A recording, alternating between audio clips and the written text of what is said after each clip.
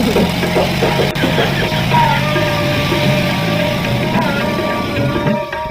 भाई रोक रोक रोक। हाँ भाई। जितन भाई सोयाबीन ने तुम मोड़ी क्यों रहा यार? अरे भैया अपन ने गेहूँ वाया था, सरकार ने गेहूँ भी नहीं लिया। मूंग वाया था, सरकार ने मूंग भी नहीं लिया है अपना। अब सोयाबीन वाया है, हालांकि एक बार में जमी गया वो, पर अपने को पता है कि सरकार ही कही अपना सोयाबीन भी नहीं लेना की। काय मोड़ो यार जितन भाई, कहीं भी जाओ पैसा ज्यादा खर्चा पानी का। अरे खर्चा पानी के जान दे यार भाई। आज लग सोयाबीन की फसल में अगली फसल जो अपन गेहूँ की या चना की गाड़ा है वो की वावणी का पैसा हुआ है।